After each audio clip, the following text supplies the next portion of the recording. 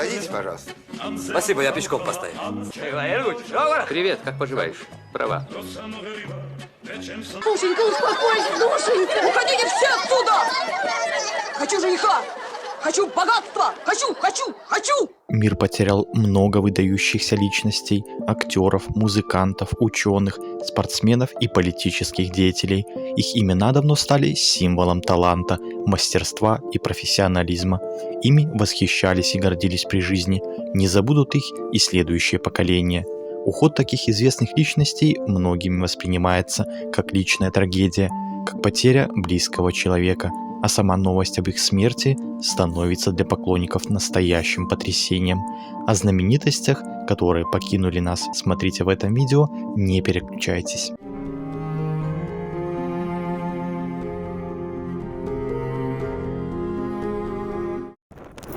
Лиза Мари Пресли. В январе мир удивился новости о смерти единственной дочери Элвиса Пресли, певицы Лизы Мари.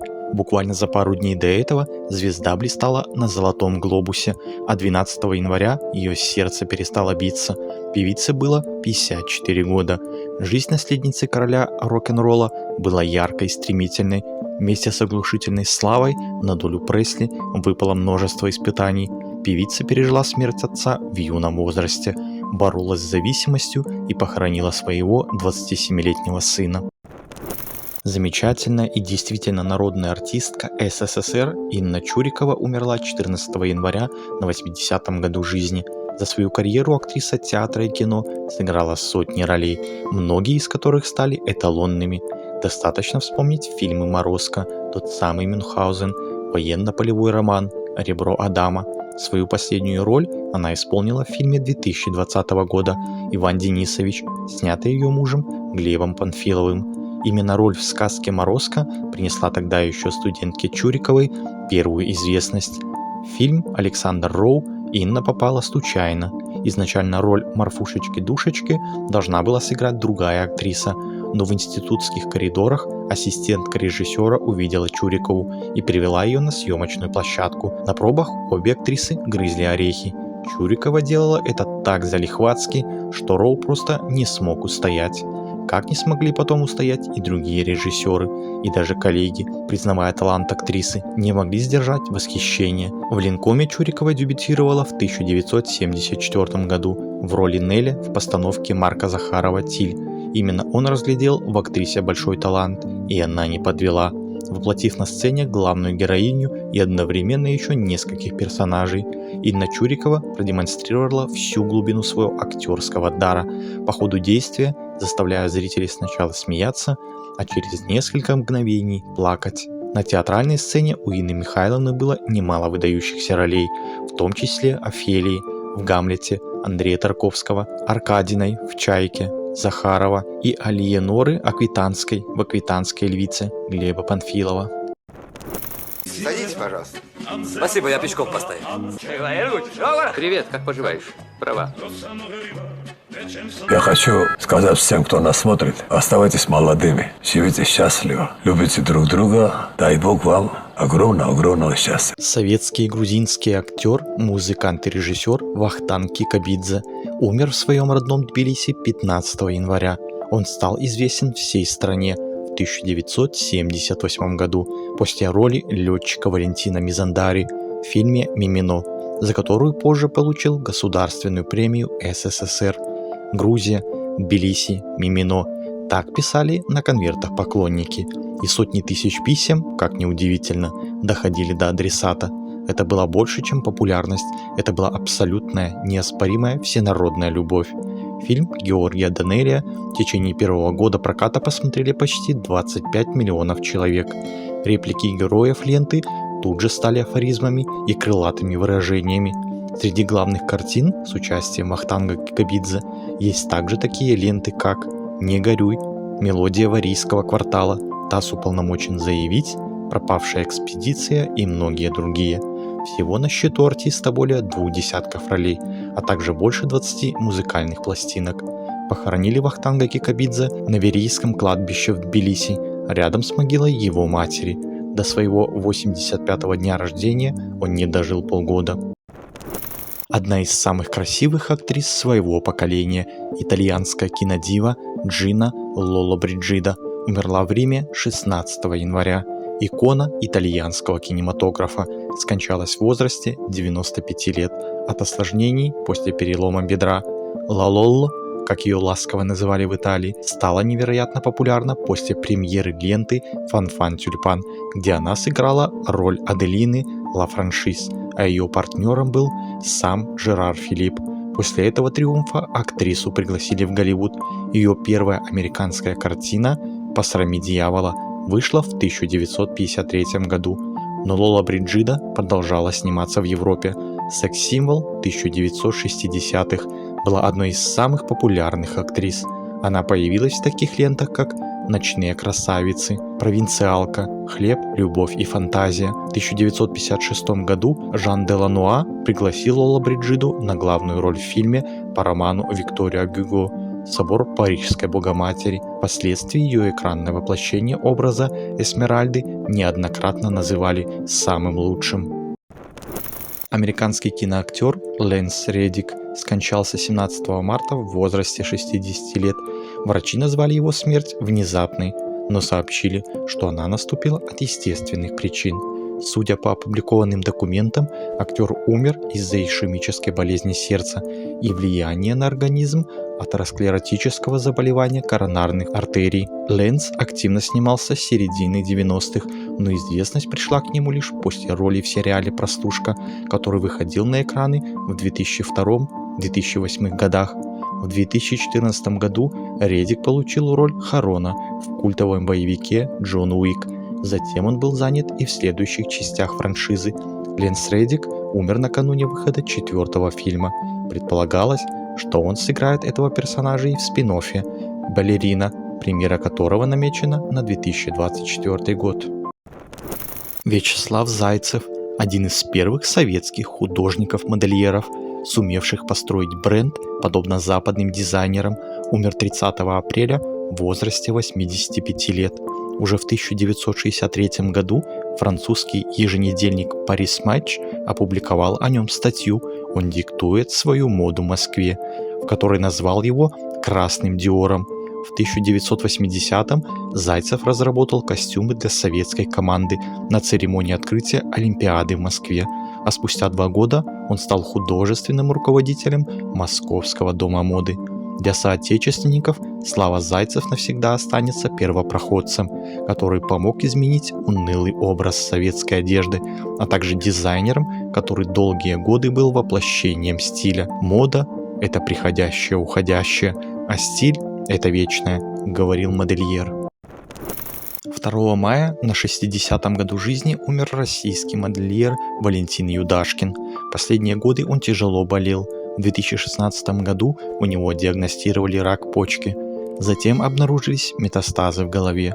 Он самоотверженно боролся со страшным недугом и не терял оптимизма.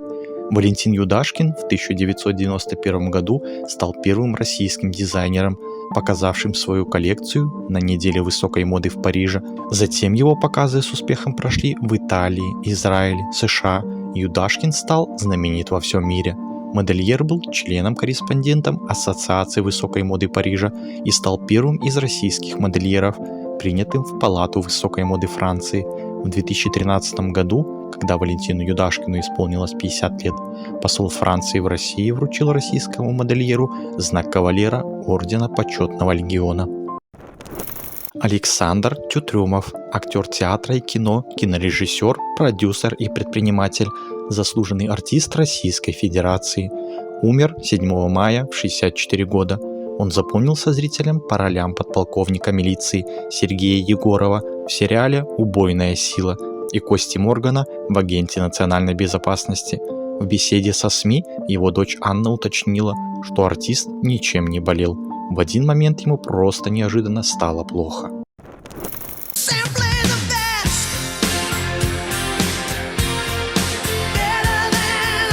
Королева рок-н-ролла, американская певица Тина Тернер скончалась 24 мая в возрасте 83 лет после продолжительной болезни. Последние годы у нее были серьезные проблемы со здоровьем. Она пережила инсульт, боролась с онкологией и почечной недостаточностью. О смерти певицы было объявлено на ее официальной странице в соцсети. Звездная карьера Тины началась еще в 60-х, а свой первый Грэмми она получила в дуэте с партнером по сцене и мужем Айком в 1972 году. После ухода от мужа и начала сольной карьеры ее мощный и хриплый вокал вместе с эксцентричными телодвижениями очень быстро снискали ей мировую славу. Всего за свою карьеру Тина получила 8 премий Грэмми и дважды была включена в зал славы рок-н-ролла. Первый раз в 1991 году вместе с Айком, второй в 2021 как сольный исполнитель. Бывший премьер-министр Италии Сильвио Берлускони ушел из жизни 11 июня в возрасте 86 лет. Берлускони скончался в миланской больнице Сан-Рафаэле, куда был помещен 9 июня. Ранее он почти 1,5 месяца проходил в ней лечение от пневмонии и миелоцитарного лейкоза. Неожиданный уход Берлускони был воспринят на Апеннинах как настоящая трагедия и завершение целой эпохи. Как сторонники, так и политические оппоненты единогласно признавали масштаб личности кавальера, как называли Берлускони в Италии, и говорили, что после него на итальянской политической сцене, на которой явно ощущается резкий дефицит лидеров, неминуемо возникнет зияющая пустота. А почему компьютеры тогда не убили Коннора? Зачем все нужны эти терминаторы? У них выбора не было. Синхронный переводчик Леонид Володарский установил рекорд по количеству озвучиваемых фильмов среди российских актеров дубляжа. Его голосом говорят герои более 5000 фильмов. Зрители знают его специфический тембр благодаря таким блокбастерам, как «Терминатор», «Звездные войны», «Крепкий орешек», «Крестный отец» и другие. Своеобразие голоса Володарского придавал его фирменный прононс. То, что в народе называют гнусавостью, приобретенный после подростковой драки, в которой будущему голосу поколения сломали нос. Также Леонид Володарский познакомил российских читателей с произведениями Стивена Кинга и Джерома Селлинджера. Причиной смерти переводчика стала сердечная недостаточность. Он умер 7 августа в возрасте 73 лет. Игорь Ясулович, советский и российский актер, начал сниматься в кино с 1961 года, преимущественно в ролях второго плана и эпизодах. В его фильмографии есть картины «Бриллиантовая рука», «12 стульев», «Тот самый Мюнхгаузен», «Мэри Поппинс», «До свидания» и другие. Артист скончался 19 августа. Еще в июле его госпитализировали в одной из столичных клиник из-за проблем с почками. Некоторое время артист лежал в реанимации.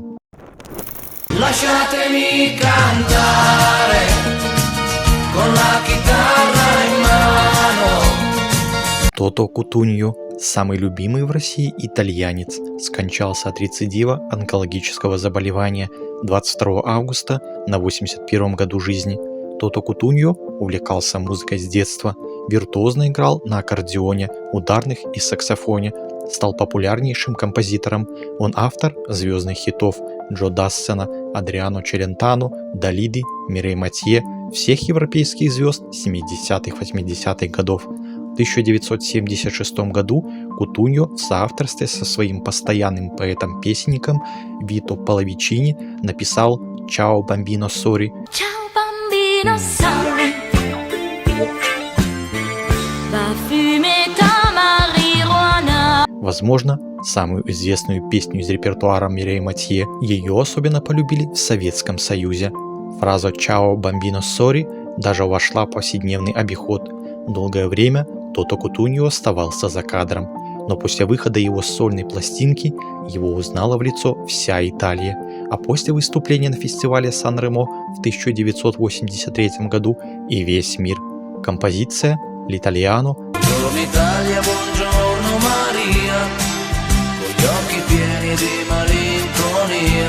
стала главным хитом Кутуньо на долгие годы.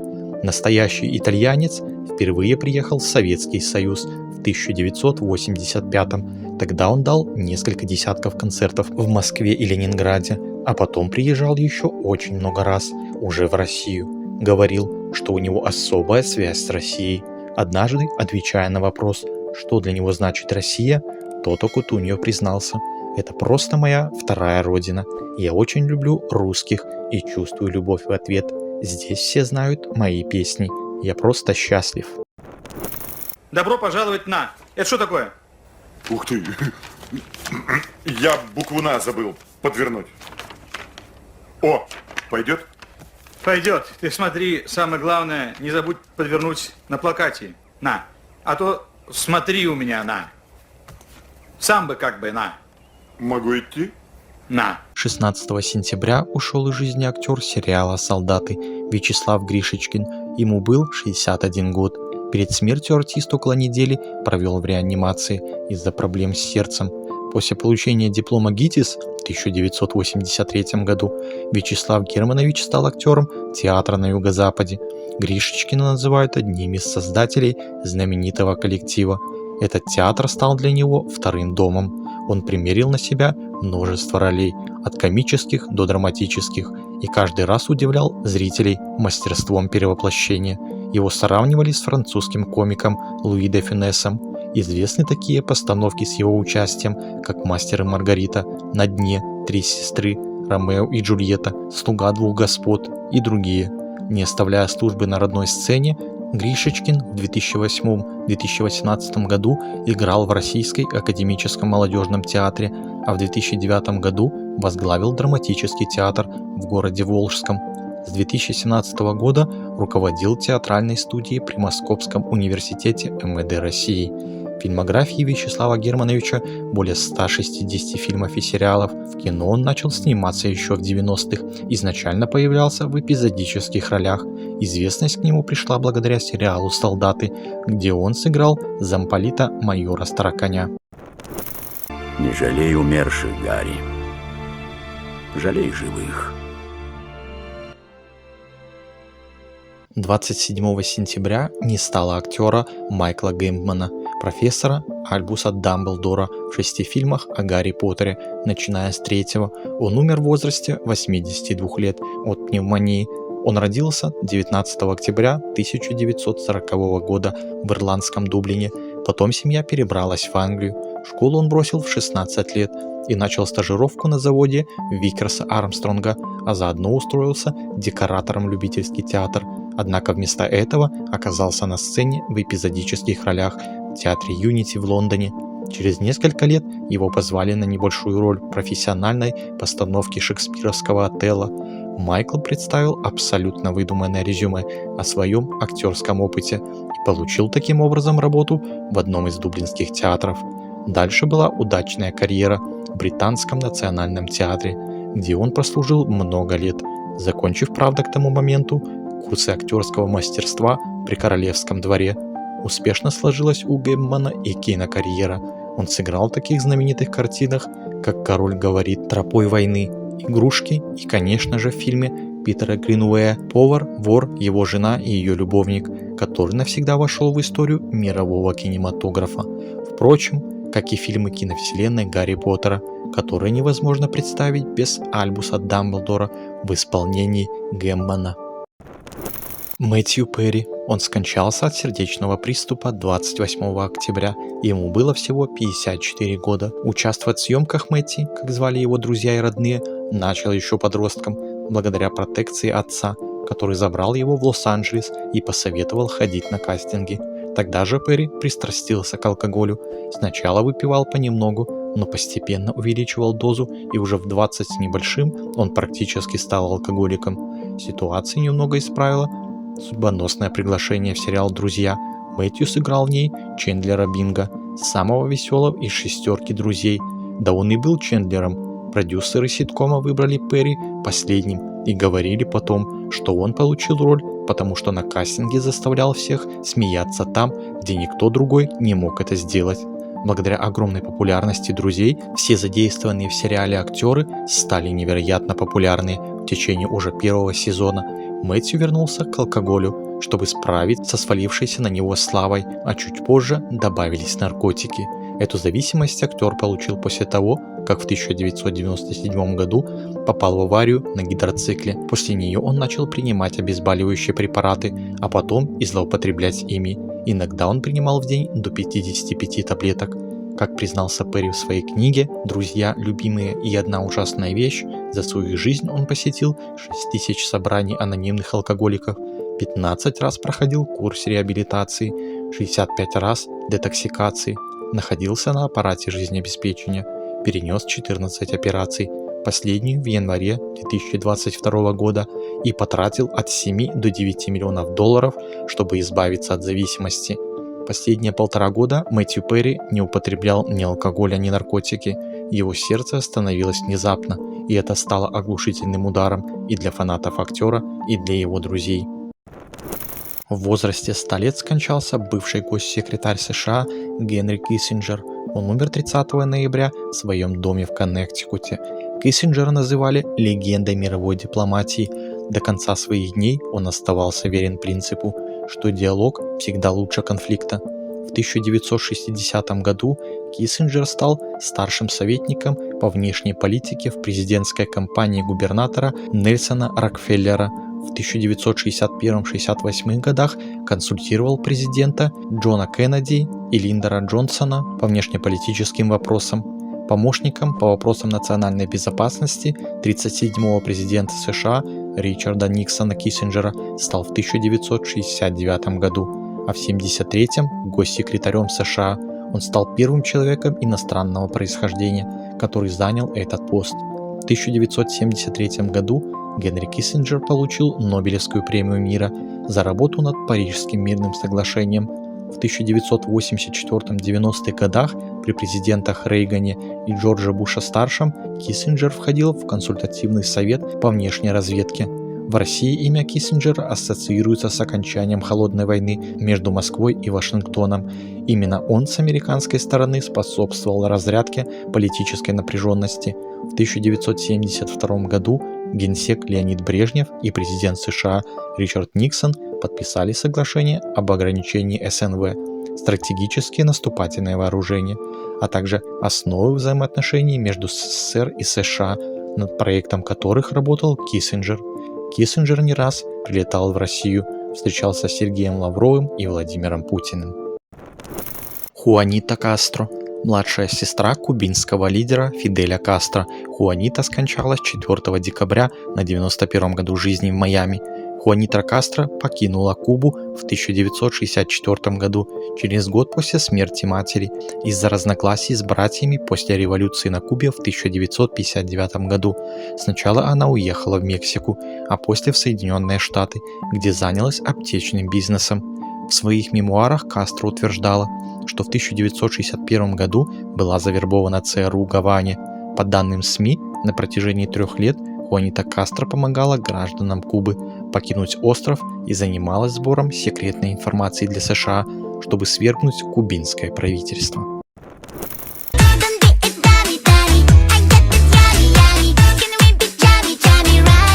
18 декабря внезапно умер 29-летний танцор и шоумен Дмитрий Красилов, известный как Пухляш. Его тело обнаружили в квартире в Москве. Известно, что за несколько часов до этого артист был на премьере фильма. Широкую известность он получил после съемок клипа на песню «Уну» группы Little Big. После этого Красилова стали приглашать в различные шоу и видеоклипы. Также он вел программу про путешествия на ТВ. Красилов также снимался в кино. В 2022 году Дмитрий стал ведущим нового тревел-шоу, а в 2023 вошел в состав жюри 2-го сезона музыкального шоу. Помимо этого, в марте под псевдонимом Красилов артист записал дебютный трек «Каблуки», а затем «Уходи», «Пухляш», «Астролог» и «Пчелки». Золотые волны синего цвета, золотые горы песка. Сергей Колесников, известный театральный и киноактер, звезда сериалов «Дальнобойщики», «Петербургские тайны», «Сыщики», телеведущий, особенно запомнившийся благодаря телешоу «Фазенда», лицом которого он был с 2006 по 2012 год. Многие зрители хорошо знали его голос, поскольку он работал актером дубляжа и озвучивал многие иностранные фильмы. Актер скоропостижно скончался 29 апреля 2023 года на 69 году жизни. Колесникова доставили в больницу Склифосовского, но врачи не сумели его спасти. Причиной смерти стал инсульт.